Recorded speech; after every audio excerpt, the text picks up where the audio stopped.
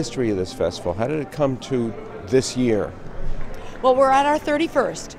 The first 3 years of the festival were very unique because they were in conjunction with the football game, the Holiday Bowl, and it was held over the Christmas holidays. After 3 years, the people that are associated with the Holiday Bowl realized that running the jazz part of it wasn't quite their thing.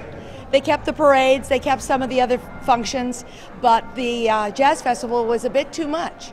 But the Town and Country, who was hosting it for the Holiday Bowl, said, hey, if someone else will put it on over Thanksgiving, we'll keep doing it. And we have. We've kept doing it now for 28 more years under the auspices of America's finest city, Dixieland Jazz Society. How does this festival differ from other jazz festivals around the country? Well, the number one thing that makes this festival somewhat different is the fact that all of the venues are within one general region. We have 5 huge venues with double dance floors, 2 additional lobby venues with smaller areas, and the years that we grow, we have options of using a Regency ballroom on the other side of the building. We could, if we're bigger or smaller, it's all right here. On the other hand, a lot of other festivals, you're taking shuttles, you're going from place to place, and you can't just quickly move from one to the other to hear as much music. That's the number one big difference. How about the acts here? Is there a theme of the kind of acts which perform here? Well, we're traditionally known as a traditional jazz festival. That means that we're going to have High Sierra, we're going to have Grand Dominion, we're going to have Uptown Lowdown, the bands that are traditional jazz. Then, of course, we have expanded to have some Dixieland and some swing, but this year we've spread out just a little bit more with some Western Texas swing as well as some Cajun and Zydeco, exactly. Is this just for people who lived through the early jazz eras of the 1930s and 40s? Well, we're very fortunate to be promoting the music with younger generations as well. We have 2 bands that are here that are youth, and that means that Mission Bay High School Band is here with a full regalia. They wear our vests, they go off to Sacramento, they represent us all the time, and in addition to that, this year we have a new group called Generation Jazz. They're also called the Jazz Ensemble, but they like Generation Jazz a little better. We had Two to Groove, a young swing dance group, come in, and they continue to bring younger people in to enjoy and get hooked on great music, America's own original art form. What is America's art form? Trad jazz. Traditional jazz is America's? Traditional jazz is an American art form. America's cultural gift to the world? Exactly. And you know, lots of Europe have really taken on our trad jazz, and it's in some ways more popular in Europe than it is in the United States today.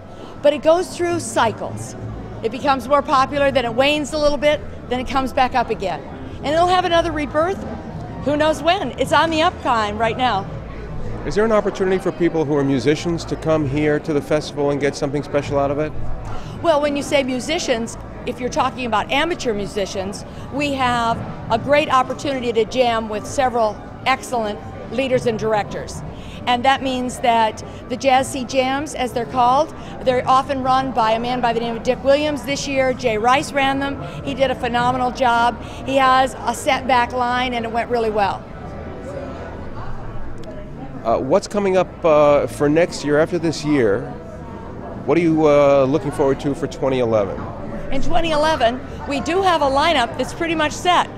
And a lot of the groups that are extremely popular, Cornet Chop Suey, High Sierra, etc., are coming back. The exception is that we'll be negotiating to add some extra ones, and that's in the works. So that makes it a surprise. When you mentioned Cornet Chop Suey, where are they from? St. Louis. Cornet Chop Suey is out of St. Louis, although not all of their members are from St. Louis, but that's where they got their start. And and they have a lot of show tunes, and they're very theatrical as well, and it just makes for an exciting entertainment. How can people follow the progress towards next year's show? Well, we have a great website, www.dixielandjazzfestival.org. org, O-R-G. And of course, just putting in San Diego and Dixieland will get it to come up on Google so people can keep an eye on what we're doing.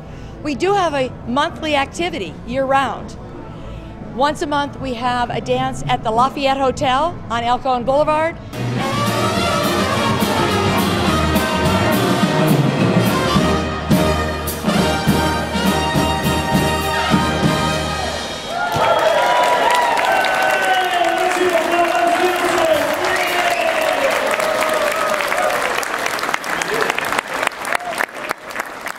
The co-leader of Cornet Chop Suey from St. Louis, Missouri. What's unique about your band? Our band is unique because we have a lot of different influences in our band. It's made up of 7 all-stars from St. Louis, and each one of the members of the band have been leaders of their own band at one time or another. What makes it, we just have all these influences, and we go the whole gamut in music, from traditional jazz to original funky stuff and fun and just energetic is what makes our band really truly stand out.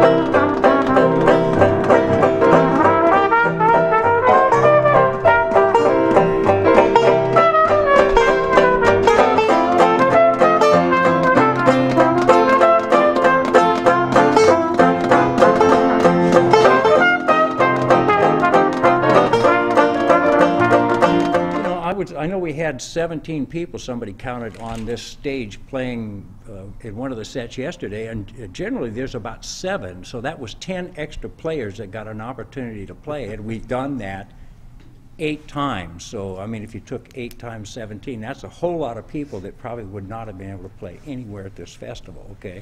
Because they're not booked in as a professionally paid band or anything like that. These are just wannabe, just like us. We're just coming here together to make new friends, play new music, and have a little fun. And the festival has provided that opportunity for us. And Dick Williams, the fellow whose name you see on the sign, is the one that puts us together here at this festival, as well as many cruises. They have JazzSea Jammers go on cruises, and part of that, they have feature bands that they listen to and learn from, but they also have an opportunity to play.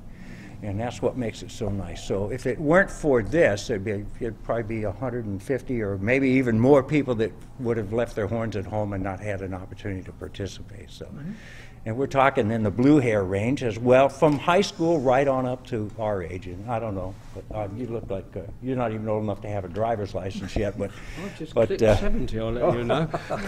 Yeah, well, that's the life out of me on that. We're up there, but it's just a fun chance, you know, to make new friends, play new music, take some chances, go out on the edge. You know, we're not professionals, and you can experiment, try around, and there's no other lab around that's going to let you do that with your horn, and not make a fool of yourself, okay? Because there's no harm, no foul in this environment. You go out and take your chances, and if you make a mistake, you just move on. You say, gee, I won't do that again. Just keep going. Yeah, that's it. So.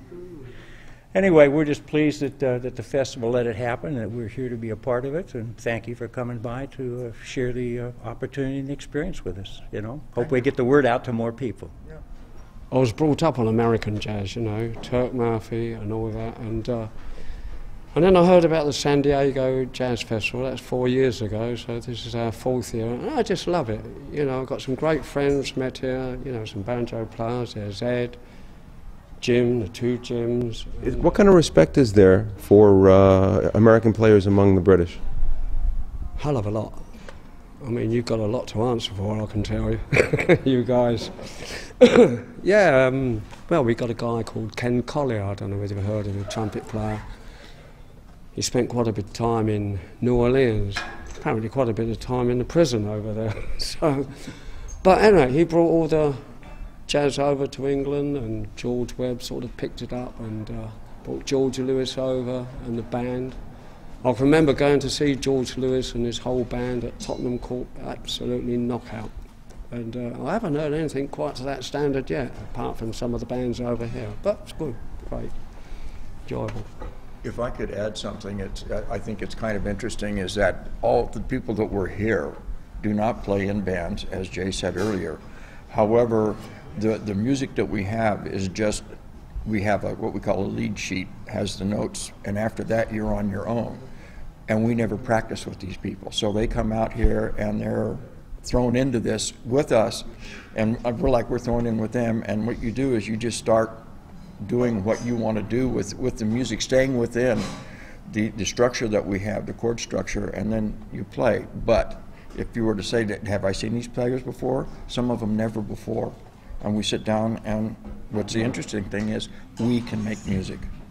Just the bottom line. It's like a common language, isn't it? You know what I mean? You may not understand what each other's saying in the language, but when you've determined play a little bit of a tune and figure out the key, you're all on the same page and you communicate. It's the same tunes the world over.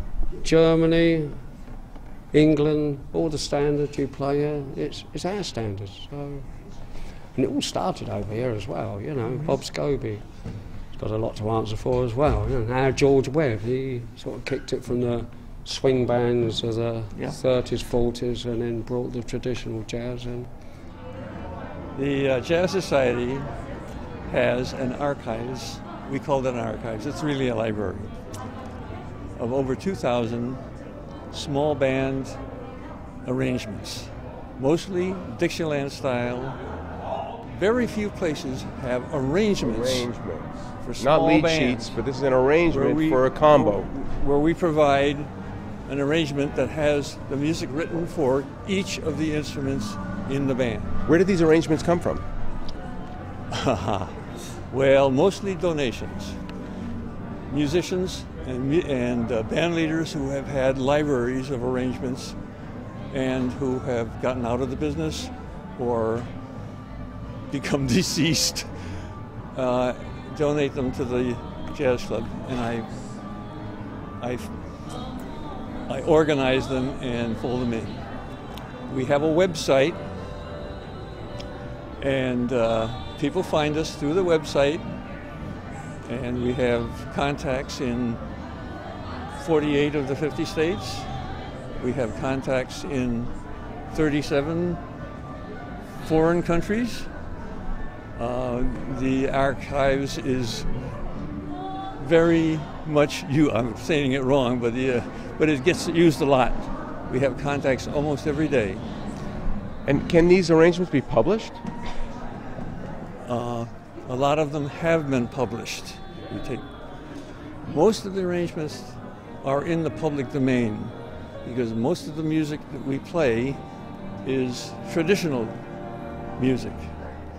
And most of our arrangements, most of the songs are in the public domain. We have to be very careful of copyright infringement and that sort of thing, okay? So we're dealing with old music. But it's a resource that people can access. They can come to one place and find lots of different arrangements. Yes. The best place to start with is our website, and that tells how to contact me. And then I have available an index of the music that we have in the library and a way of getting copies so that I'm not sure what else to say about it. Did you write any of the arrangements? I wrote one. Oh, which one? No. People will request it now that they've seen you. Well, I play in a band who has a lady vocalist. Her name is Kat Jefferson, and she dresses as a flapper from the 20s, and she's a cutie. So I wrote a little song called "She's One Cutie Cat," and that's in the archives. How many pieces? 4 pieces. 4 pieces. Is it a popular one?